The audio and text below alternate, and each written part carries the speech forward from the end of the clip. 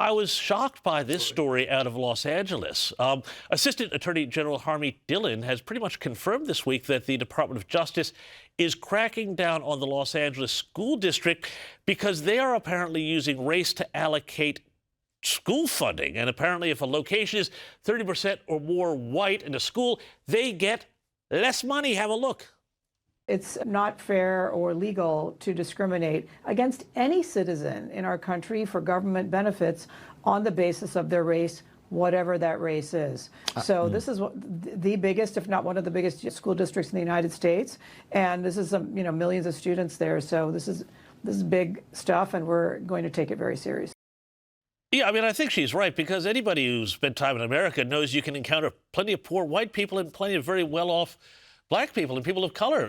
What do you think of this? I mean, this is a good move to attack this, isn't it? Yeah, absolutely. I mean, nothing really surprises me anymore, especially stuff coming out of California. It's a matter of, thinking about it from a perspective of, is this something that a race communist would do? Yeah. And that's exactly what's been infiltrated in their school system. They have race communists that are within them. They think that to fight discrimination, you have to commit more discrimination. It's counter to the lessons that we all learned. I'll speak for myself as a 41-year-old man. The lessons that I learned when I was a kid growing up, that you treat people like you want to be treated, and that we should have a relatively colorblind society as far as how we treat people, right? But acknowledging that, yes, there are some cultural differences. Yes, I look different than you. All of those things are superficial and don't matter as much as the core of the individual. But what race Marxists do is determine what people are based off of how they happen to be born.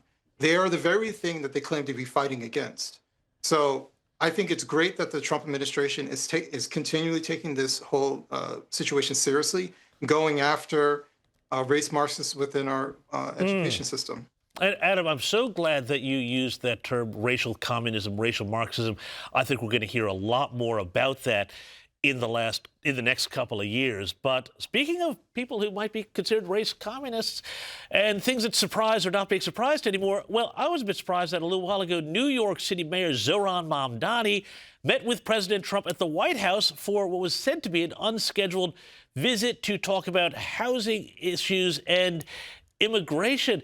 What do you make of this weird sort of bromance that seems to be developing here, between Zohran Mamdani and Donald Trump? I mean, the only thing I can sort of say is that they're both great showmen, but that's probably where the similarities end. One thing that people don't take, I think when it comes to Donald Trump, they don't realize about him is that he is the schmoozing president. The man walked into North Korea and sat down with a guy that we were supposed to completely, disconnect from, right? Because there's not a single person, whether that person hates him or not, that he will not sit down with and actually talk to.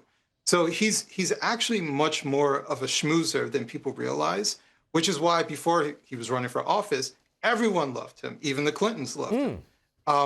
So that's why they invited him to their daughter's wedding. So I think it's very important that people realize that's his essence. There are lots of people who don't like him, and he'll actually still meet up with them and talk to them. So yeah, he's a schmoozing guy.